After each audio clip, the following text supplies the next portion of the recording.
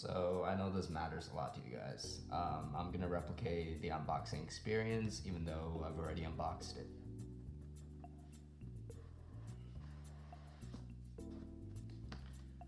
So here we have a clear case for the cube with a nice magnet box.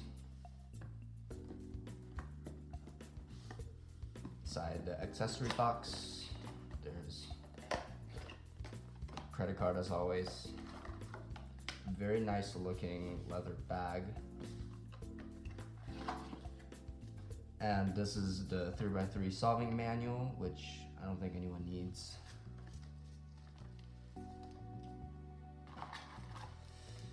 And I haven't opened this yet.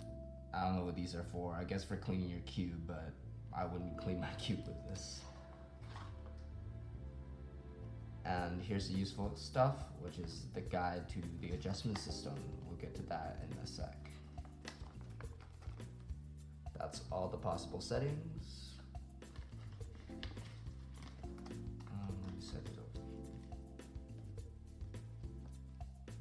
here. And lastly, we have the setting tool, which I haven't actually got around to using because I find that using a flathead screwdriver works fine. This is for adjusting the magnets, and we'll get to that in a second. Alright, now on to some first turns. Or rather, I guess, first impressions. Because I already set the cube up. But a few words I'll describe it as is it's buttery smooth like the V2. Corner cutting is significantly better, but I'd say still slightly worse than some GAN cubes and some MOU cubes. Yeah, and downside out of the box was actually its speed. It was way too fast to control, and I had to drop in a lot of drops of Cosmos to even get it to this speed, which is still like 1.2 times faster than all my other cubes. But depending on your turning style, that could be an advantage or disadvantage. So now let's take a look at the tools and the adjustment system. As far as tools we were just given this little thing for the magnet adjustment. Everything in the core, which include the axis travel and the spring tension, can be dialed in without a tool. So that's very cool. You don't have to worry about losing anything. So let's take a look at that mechanism. The number system inside the V3 is essentially identical to the V2. However, the only difference is this little handle that can be flipped up to turn and adjust your settings instead of an external tool. So turning this clockwise would be the axis travel, which determines how loose your cube or tight your cube is, and turning it counterclockwise will be for the spring tension. The little divot in the plastic right there will be the indicator for the center travel, and the number inside the circle will be your spring tension. And I have them both on 3, which is the standard setting out of the box, and I thought that felt great. The only downside to this core adjustment system is that I'm worried that this handle might snap off if I use it too much. Additionally, they also fix the center cap problem. On the V2, if you were 90 degrees off, you could be jamming and breaking your center caps. However, this time, the cap goes on no matter which way you put it in.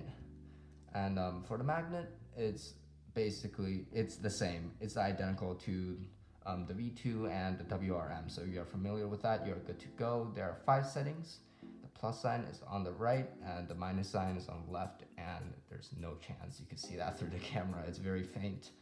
And I have it on currently the second strongest setting, which is the dot slightly to the left of the plus sign, and you can adjust using the tool given or any other flathead. Downside to this adjustment compared to, say, GAN systems is that you have to do this for every single side of every single edge. So that would be a total of 24 adjustments compared to GAN's 8. Yeah, other than that, the system is great, it's efficient, and there's very few tools involved. It's very intuitive.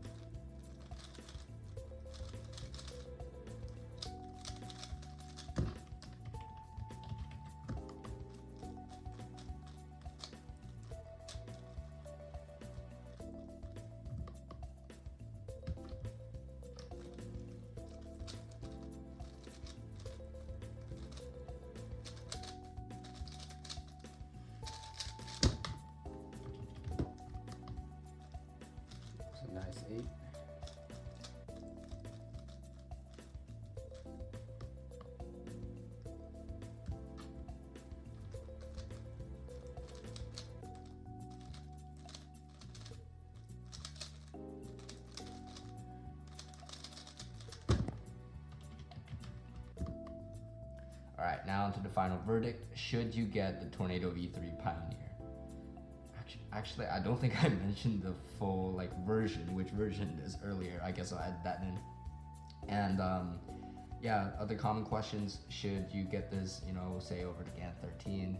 And is this a definite upgrade from the Tornado V2? So I'll tackle those questions as well.